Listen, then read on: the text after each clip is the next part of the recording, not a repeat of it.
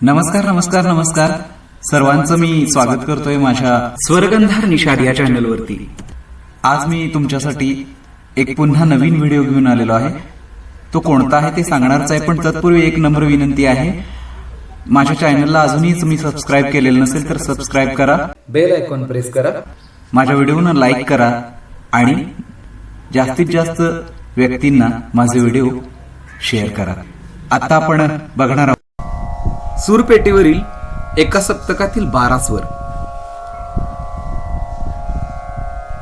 सा स्वल्पविराम, रे स्वल्पविराम, रे स्वल्पविराम, ग स्वल्पविराम, ग स्वल्पविराम, म स्वल्पविराम, म स्वल्पविराम, प स्वल्पविराम, ध स्वल्पविराम, ध स्वल्पविराम, नी स्वल्पविराम, नी।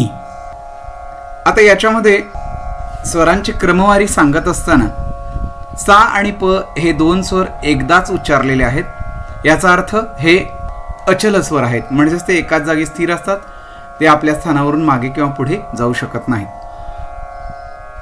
त्यामुळे त्यांचे दोन प्रकार नाहीत। तर रे ग म ध नी हे 5 स्वर जे आहेत ते विकृत स्वर आहेत, त्यामुळे ते आपल्या स्थानावरून मागे पुढे जातात, त्यामुळे या स्वरांचे दोन प्रकार आपल्याला आढळतात। तर यापैकी रे ग ध नी हे कोमल स्वर आहेत आणि म जो आहे तो तीव्र स्वर आहे।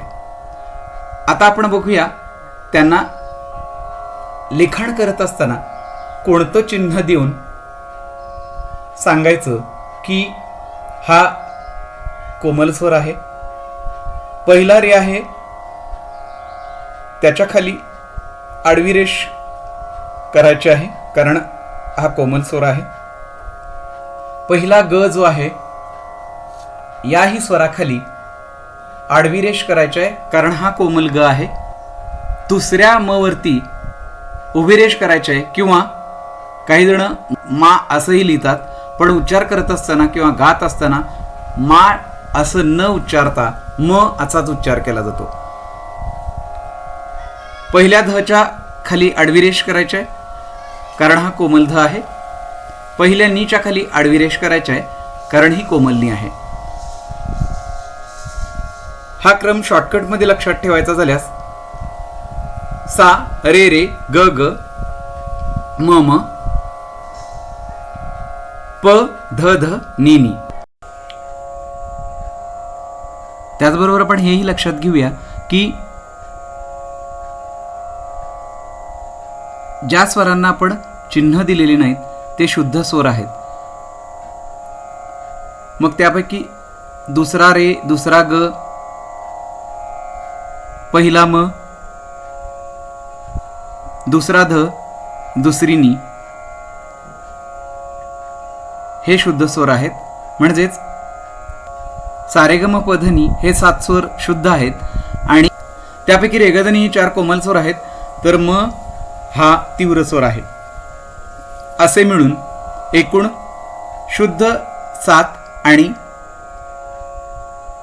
कोमल 4 तसेच तीव्र 1 असे मिळून एकूण 12 स्वर आपल्याला एका सप्तकामध्ये दिसून येतात। सा ते म आणि प ते नी अशाही प्रकारे त्यांची वर्गवारी करू शकतो।